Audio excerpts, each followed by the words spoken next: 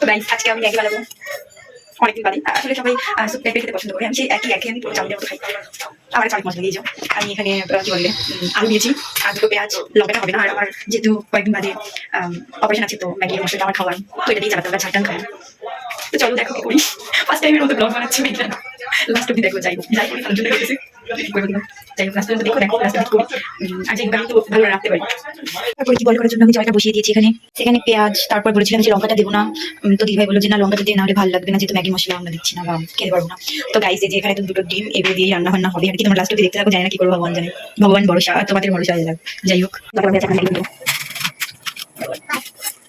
এটা সিদ্ধ হয়ে গেছে, আমি নামিয়ে নিয়েছিলাম। যাই হোক আমার ভিডিও করতে মনে নেই, কারণ আমি প্রফেশনাল ভিডিও করি না, তো এর জন্য আমার মনে নাই। এখানে আমি তেল দিয়ে নিয়েছি, এবার আলুটা দিয়ে দেবো। আমার এখানে পেঁয়াজ আর আলুটা ভাজা হয়ে গেছে, এখন এর মধ্যে ডিমটা দেবো, ডিমটাকে ভেজে নেবো। ডিমটা দেওয়া হয়ে গেছে, এবার ফেটিয়ে নেবো। গাইস আমার ডিমটা ভাজা হয়ে গেছে। গাইস আমি বলে গেছি লঙ্কা দিয়ে, তো এখন দিয়ে নেবো, দিয়ে মিক্স করে নেবো।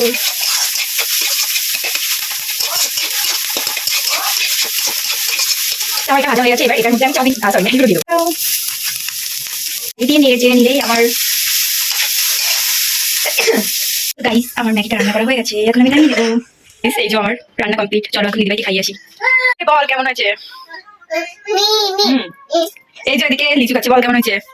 মুখ দিয়ে বল। দারুণ। গাইস এখন আমি খাবো, তো তোমরা যে খাবা শেষে চলে আসো, টাটা।